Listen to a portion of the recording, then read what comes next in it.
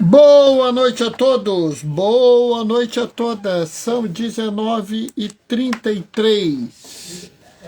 Vamos nos lembrar, se o pobre não tem, Deus não permanece. E aí, pessoal, tudo bem? Acabou de entrar alguém, quem é? Regina Flores, RJ. Oi, Regina, boa noite, paz e bem, como é que vocês estão? Eu vou bem, graças a Deus, né? Na correria danada, né? Aqui me preparando para a celebração da live. Ué, Bernardo, não era 19h30? Era 19h30. Você não está louco, você não está louca. Oi, mozinho, boa noite, paz e bem. O mozinho está lá no outro quarto. Bom, por que você está começando nessa hora? Pelo motivo mais simples do mundo. Eu estava fazendo a celebração na capela de Nossa Senhora Aparecida, né? E entrou também a Terezinha. Boa noite, Terezinha. Paz e bem. E aí, nessas confusões, a gente acaba se atrasando um pouquinho, né? É parte da vida mesmo de diácono, né? Sabe, é muito complicado a gente pensar uma realidade onde a gente vive tudo de uma forma muito precisa, né? Porque acaba que o diácono ele precisa se dedicar ao povo de Deus. O que foi? Ai, meu Deus do céu, o Zezinho tradicionalista está dizendo, não, é o sacerdote e tal. Pessoal, a vida de um não impede a vida do outro. O compromisso de um não impede o compromisso do outro, tá? Quando eu digo que o diácono precisa se adaptar, cuidar do povo de Deus, eu não estou dizendo que os outros não precisam, né? Aliás, é um problema atualmente esse tipo de coisa, né? Hoje em dia, de vez em quando, alguém fala assim, os homens são violentos com as mulheres, aí alguém vira, eu não sou. Ué? Quer que eu faça o quê? Parabéns para você, porque você é um ser humano? Porque você faz o mínimo. Parabéns, você faz o mínimo, é isso? E outra coisa, se você não faz, mas a grande parte do grupo que você pertence faz, qual o problema? Né? Eu falo mesmo. Eu, inclusive, às vezes falo mal de médico e digo, eu posso falar que eu sou médico, posso falar à vontade, ninguém pode reclamar. Né? Oi, Gracinha, boa noite, paz e bem. Bom, vamos começar a reflexão. O Senhor esteja convosco. Ele está no meio de nós. Proclamação do Evangelho de Jesus Cristo segundo Mateus. Depois da multiplicação dos pães, Jesus mandou que os discípulos entrassem na barca e seguissem à sua frente para o outro lado do mar, enquanto ele despediria as multidões. Depois de despedi-las, subiu ao monte para orar a sós. A noite chegou e Jesus continuava ali sozinho. A barca, porém, já longe da terra, era agitada pelas ondas, pois o vento era contrário. Pelas 3 da manhã, Jesus veio até os discípulos andando sobre o mar. Quando os discípulos o avistaram, andando sobre o mar, ficaram apavorados e disseram, é um fantasma! E gritaram de medo. Jesus, porém, logo lhes disse, coragem, sou eu, não tenhais medo. Então Pedro lhe disse: Senhor, se és tu, manda-me ir ao teu encontro caminhando sobre a água. Jesus respondeu: Vem. Pedro desceu da barca e começou a andar sobre a água em direção a Jesus. Mas quando sentiu o vento, ficou com medo e, começando a afundar, gritou: Senhor, salva-me! Jesus logo estendeu a mão e segurou Pedro e lhe disse: Homem fraco na fé, por que duvidastes? Assim que subiram no barco, o vento se acalmou. Os que estavam no barco prostraram-se diante dele, dizendo: Verdadeiramente, tu és o Filho de Deus. Palavra da salvação. Enquanto eu estava lendo, a Carolina Fontes Matos entrou. Carolina, boa noite, paz e bem. Sabe, pessoal, quando você vê esse evangelho, é muito comum uma interpretação piedosa. Até às vezes uma interpretação piegas. E quando eu falo que uma interpretação piedosa, uma interpretação piegas, eu não estou desmerecendo essa pregação, não. Eu não estou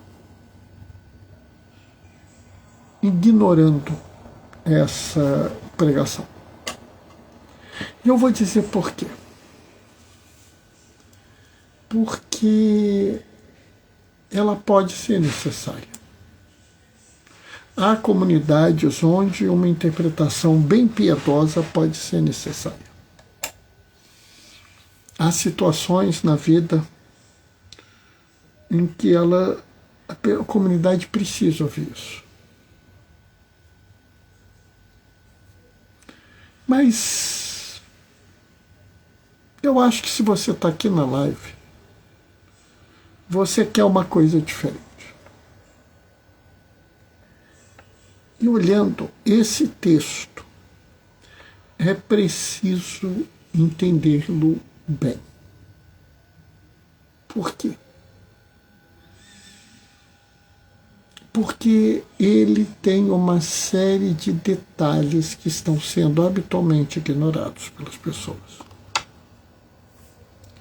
E esses detalhes são muito importantes. Então vamos prestar atenção.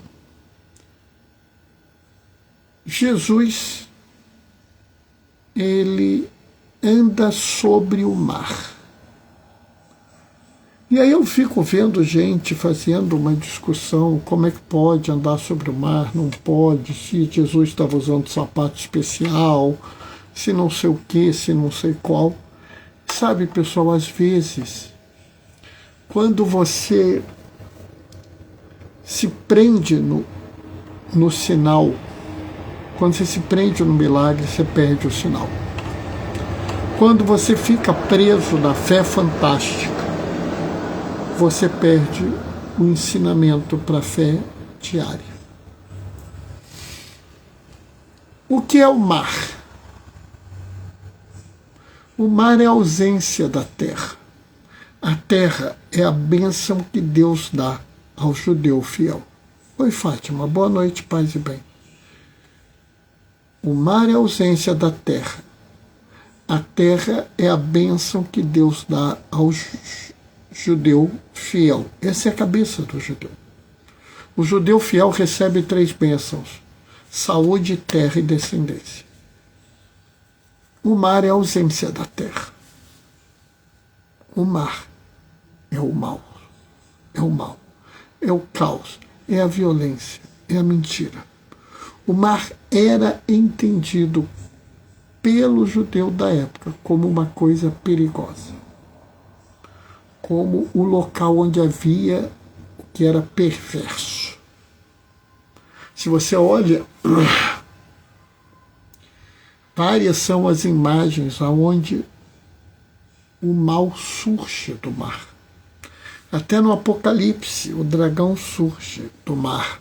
No Apocalipse, João fala: eu, João, vi um novo céu e uma nova terra. E o mar não existe mais. Porque no mundo futuro, onde tudo se realiza, o mar não existe. Porque paz e bem para todos da live, diz a Fátima. Porque o Senhor venceu o mal. E é tão interessante porque a teologia guarani, olha que coisa interessante, porque os irmãos guarani, como povos originários, eles não conheciam Jesus. Mas eles falavam de uma terra sem males. João fala de uma terra sem mar, o mar é mau. O povo guarani fala de uma terra sem males. Ambos entendem que o reino de Deus não existe o mal. 3 horas da tarde, aí começa aquelas coisas. 3 horas da tarde, da noite. É porque Jesus morreu 3 horas da tarde, então 3 horas da noite é o horário do demônio. Cria vergonha na cara, rapaz. 3 horas da tarde é a hora mais escura da vigília. É a hora de maior cansaço da vigília. É a hora de maior sofrimento dos que estão em vigília.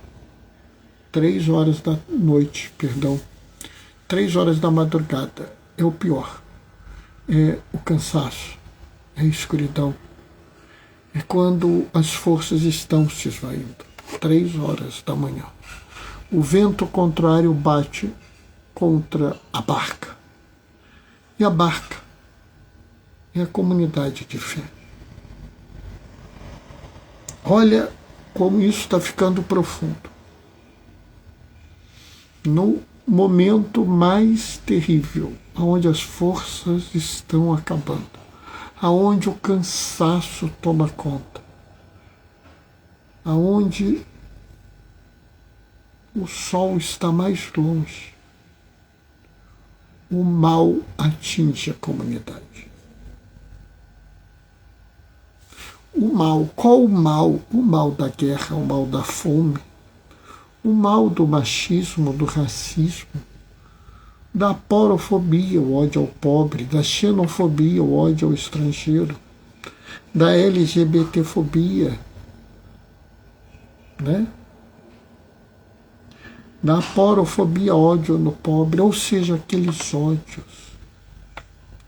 que retiram a dignidade, que ameaçam a vida, a guerra, a fome, a doença, o negacionismo científico, que expõe crianças e adultos a doenças gravíssimas. Os Estados Unidos está tendo o maior surto de sarampo dos últimos 50 anos. E sarampo, pessoal, às vezes cega, às vezes mata, às vezes aleja. Sabe, o mal é muito maior do que a gente pensa. O mal nos coloca em risco. Como ficou em risco Elias? Elias vai para o Monte Horebe porque ele está sendo perseguido. Ele foi jurado de morte pela rainha Jezabel. O poder nos cega de tal forma que nos tira até a visão, a possibilidade de ver no outro alguém que mereça cuidado e carinho. E nesse ponto, Paulo é genial. Porque mesmo ele profundamente magoado e ferido com a comunidade dos judeus que não veem em Jesus o Messias, não nega aquilo que é próprio dos judeus. Observe que ele fala claramente né? Ele diz, peraí que moveu aqui o texto, voltando, ele diz claramente, né? A eles pertence a filiação adotiva e a glória, a aliança, as leis, o culto, as promessas e os patriarcas. Deles que é descendente a sua humanidade.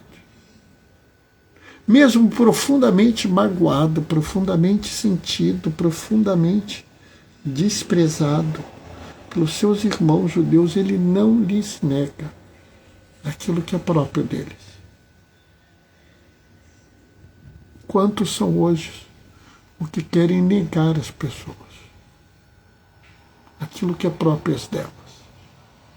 O direito à terra, teto e trabalho, o direito a uma moradia digna, a uma escala de trabalho justo, a um salário adequado, a cultura, lazer, saúde e educação. Por quê? Porque pensam diferentes, porque a cor da pele é diferente, porque a origem é diferente. Paulo mostra o contrário. Eles são diferentes de mim e eu reconheço tudo que é digno deles, tudo que é justo que eles têm. Sabe, pessoal, andar sobre as águas é isso. Andar sobre as águas é o compromisso de Jesus que anda frente ao mal. Que quando as comunidades são atingidas pelos ventos da guerra, do ódio, da usura, da ganância, do racismo, da xenofobia, do machismo, quando as vozes da desunião batem na comunidade de fé, quando o desejo de matar, de possuir, supera o desejo de cuidar, nós precisamos andar sobre o mar. Nós precisamos nos erguer, sair da barca, porque a comunidade nos protege, a barca nos protege, nós precisamos sair da barca. Porque Jesus está entre os perseguidos, entre os pobres, os humilhados e os fracos. É lá que eles se encontram. Então você tem que sair da barca, da segurança da sua comunidade de fé e de amor. Ir ao encontro de Jesus. Lá onde você não quer ir. Lá onde ninguém quer ir. Lá onde dói ir, lá onde cheira mal. Aonde as pessoas são odiadas, desprezadas, largadas e abandonadas. É lá que você deve ir. Bernardo, é muito difícil, eu não aguento, eu sei, eu entendo. É difícil mesmo. E é aí que mora o perigo. Porque Pedro, ele não afundou porque ele teve medo. Ele afundou porque ele perdeu a atenção. Ele se deixou fascinar pelo vento. O mesmo vento abrasador que queria enganar Elias no Monte Horebe, o mesmo terremoto aterrador, o mesmo fogo que parece ser Deus, mas não é. É manifestação de poder humano. É isso que é o problema. Às vezes nós nos desviamos, não porque não temos fé. Somos seduzidos, porque somos fracos na fé. A fé precisa amadurecer. A fé precisa ir além. A fé precisa se tornar mais madura. Não é mais forte, não. Eu não estou dizendo... Quando Jesus fala da fé fraca, você é fraco na fé. A sua fé não é fraca. Você é fraco na fé. A sua fé não está madura ainda. Então você se deixou fascinar. É fácil se fascinar por um milagre, por uma devoção tranquila. faz tal coisa na primeira sexta-feira que você vai ter uma graça. Maravilha. Vai ao encontro de um irmão violentado, de uma família com fome, de uma mulher perseguida. É difícil. E estou falando assim absolutamente sincero, é difícil. Não pensem que eu vou dizer, para mim é fácil. Para mim é muito difícil. Quantas e quantas vezes eu canso, olho para o lado e falo, não aguento mais. Pinico. Quantas vezes eu me deixo seduzir.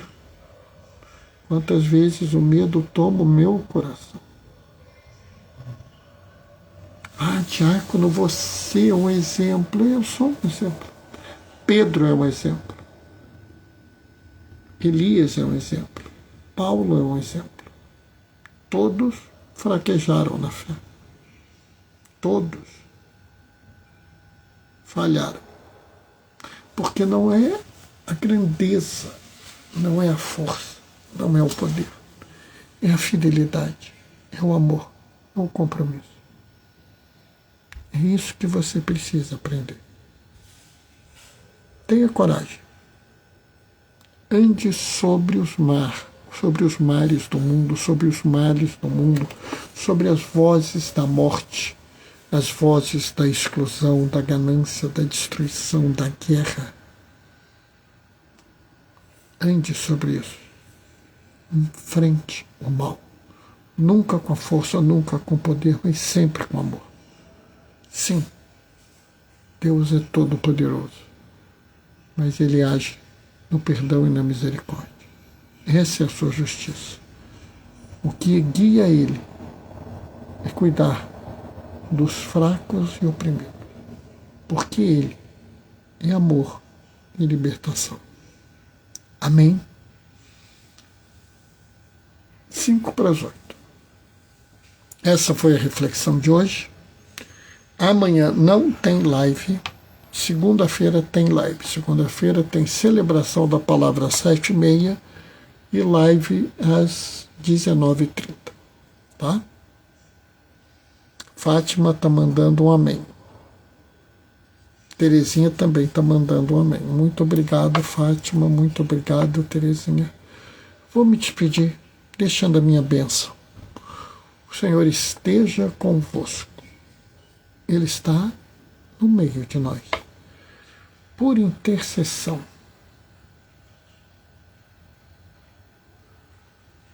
de Vicente de Paulo, desça sobre vós e permaneça para sempre. A bênção do Deus Todo-Poderoso no amor, aquele que é Pai, Filho e Espírito Santo. Na segunda-feira, 19:30, a gente se vê. Até lá. Beijos e bênçãos. Tchau, tchau.